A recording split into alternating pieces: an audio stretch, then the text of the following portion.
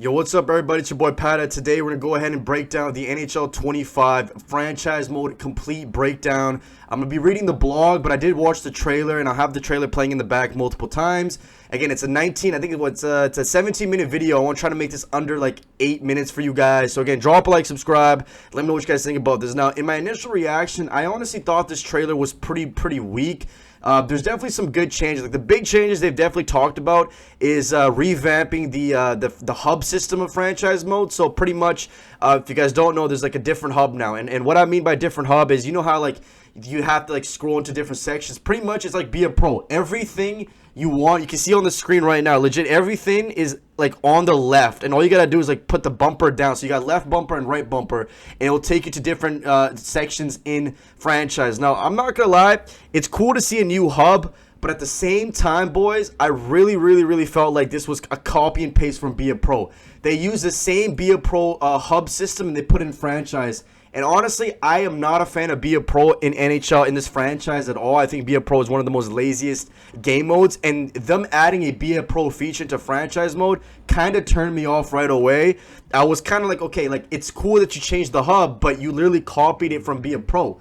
But they also talked about quick links. So your quick links is everything is in the same tab: sim to game, advanced stay, stat central, morale, coaching staff, all that's like right in front of you, which is cool. But the one good thing about this hub system, I will admit though, is that pretty much you can see all of your matchups, your points, your player leading points, the awards, how like you're doing in the standings. All of that is literally scrolled by your joystick in the main menu system. So you don't even have to go click on to Point Central or, go into standings or like this or that. It's literally right in front of your screen, which is nice. You can see who's leading right away. That's a good feature in the hub.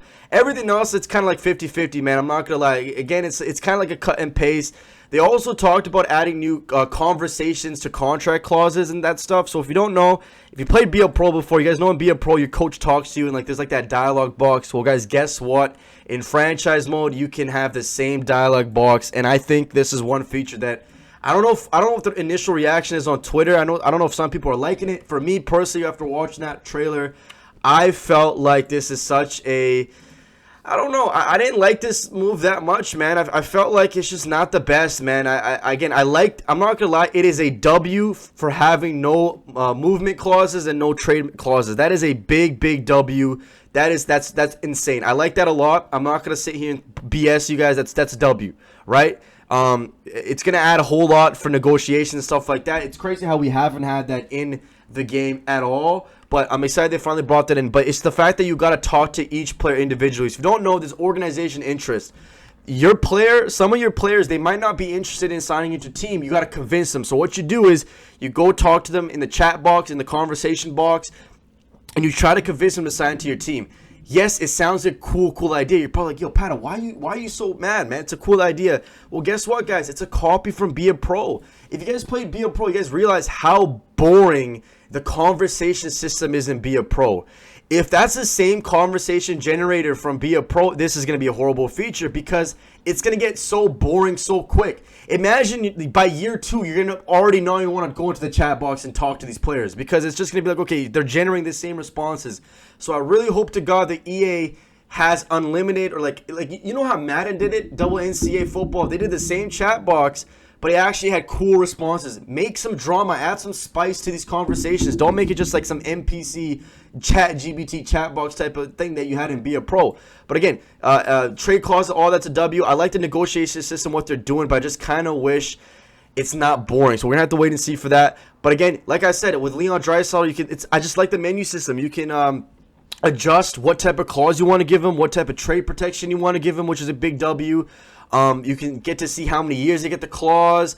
You can also give players different goals and stuff, right? If you want your player to win an award, you can challenge them through the conversation system. You can challenge them to get 50 assists this season. You can challenge them to, maybe even making the playoffs and short-term challenges, goals, even plus minus, you can challenge them for that. So the conversation system works for negotiations and contracts and all that stuff. It also works for your coach as well, challenging your coach to change the lines, which I think is BS. This is where I kind of got frustrated. It's like, okay, I don't want to talk to the coach in a conversation dialogue just to change one line. That's stupid, okay? Like, like there's no need to do that, bro. Like you're just making the game so boring and stuff. And it's funny how they talked about like, oh, we're gonna remove the old menu system and add the Be a Pro hub to make everything easier so you don't waste time. Yet again, they add dialogue box for every conversation. It's like, I don't get it. Okay, like dialogue box is cool for negotiations, free agencies, and maybe trades. Because if you don't know, let's say you want to trade for a guy,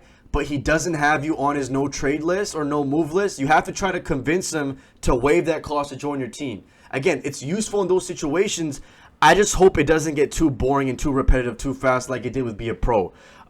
Most of the stuff that they did add is honestly a cut and paste from Be a Pro. The hub system is from Be a Pro. The conversation system is from Be a Pro. So it's not really new. It's not really new. You just copy and pasted it over, right? That's something about that I kind of don't like. But another thing that they did add though is you can see game logs. So like for example, like if you want to see how your player does, instead of just seeing like the season stats, you can see how they do in individual games.